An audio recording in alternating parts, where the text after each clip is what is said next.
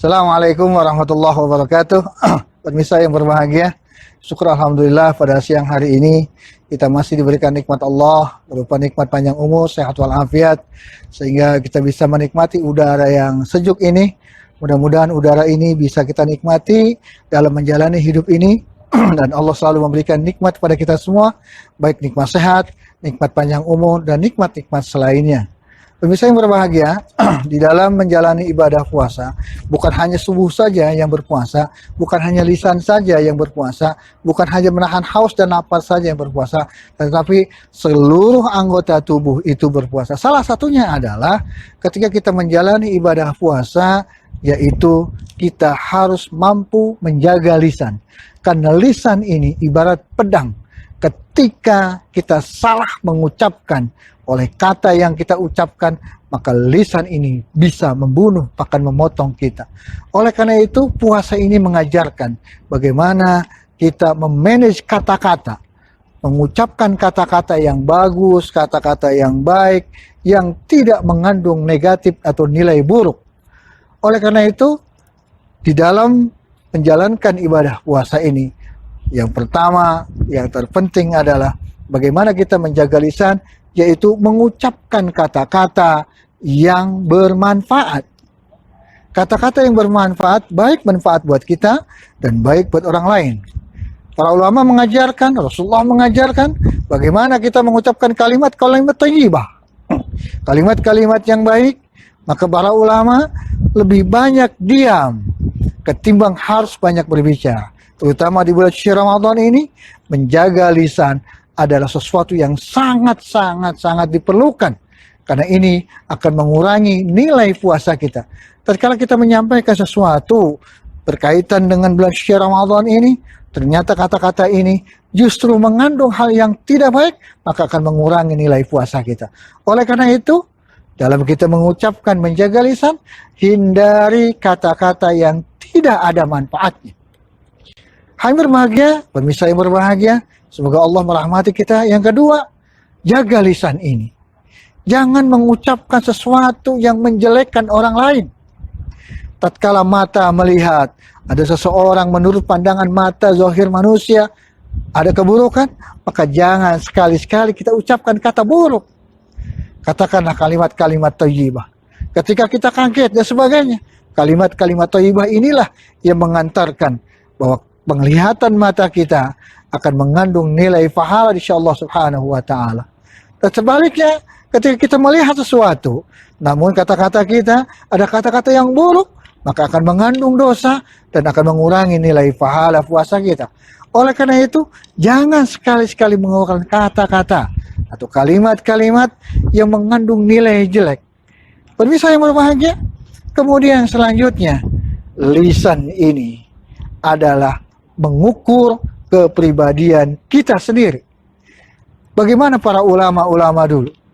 Mereka menyampaikan kata-kata lewat tulisan yang menghasilkan sebuah karya ilmiah yang sangat tinggi. Menghasilkan ilmuwan, menghasilkan kitab-kitab yang bisa kita rasakan hari ini, yang bisa kita pelajari hari ini. Itu semua dari kata-kata yang keluar dari lisannya. Karena kenapa? Karena lisannya selalu mengingat kepada Allah, maka yang keluar darinya adalah lisan-lisan yang dijaga oleh Allah subhanahu wa ta'ala. Perlu kita perhatikan dalam kita menjaga lisan, jangan sampai timbul namimah, mengadu domba di antara orang lain. Dengan cara apa? Dengan cara apapun. Apalagi saat ini media begitu canggih. Satu kata kita tidak mengucapkan, tapi ketika kita menulis satu kata yang menghasilkan kata-kata yang mengadu domba, Masya Allah, maka ke seluruh jagat raya yang bisa kita hubungi lewat media, mereka akan tersinggung dan sebanyak itu juga kita akan mengandung dosa yang kita katakan, yang kita keluarkan. Pemirsa yang berbahagia, oleh karena itu jaga lisan, jaga baik-baik. Ketika kita mengadulah pada Allah dengan lisan kita. Ketika kita berbicara dengan orang, sampaikan kata-kata itu dengan bijak, dengan baik, agar kata itu tidak menyinggung perasaannya. Bagaimana Rasulullah ketika menegur seseorang yang masuk ke masjid, kemudian orang itu membuang air kecilnya, maka Rasulullah mengatakan, "Hai Umar, jangan biarkan saja. Nanti setelah dia selesai, baru kita sampaikan. Begitu bijaknya Rasulullah menyampaikan. Kalau kita mengaku umat Rasulullah, sampaikanlah kata-kata itu dengan bijak dan baik dan benar. Maka kita akan mendapatkan nilai di mata Allah Subhanahu wa Ta'ala. Kembali kepada puasa. Puasa ini salah satu menjaga lisan, agar lisan kita menjaga, mengucapkan kata-kata yang baik, agar kita terhindar dari kata-kata. Karena saya ulang, dari awal saya katakan bahwa lisan ini bagaikan pedang yang suatu saat bisa membunuh kita.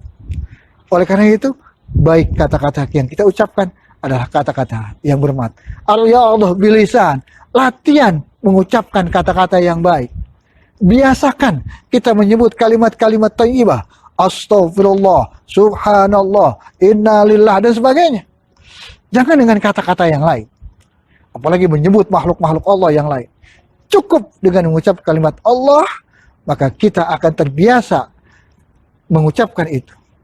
Kita sering mendengar bagaimana ulama menyampaikan, man akhiru kalamihi la ilaha illallah. Barang siapa yang terakhir ucapannya mengucapkan kalimat la ilaha illallah, dakhalal jannah, dia akan masuk surga. Kenapa bisa demikian? Karena setiap harinya, rutinitasnya, riyadhahnya, mudawamnya dan sebagainya mengucapkan kalimat-kalimat thayyibah, maka akhir kehidupannya adalah kalimat-kalimat thayyibah. Dari mana kita bisa mengambil kalimat-kalimat thayyibah?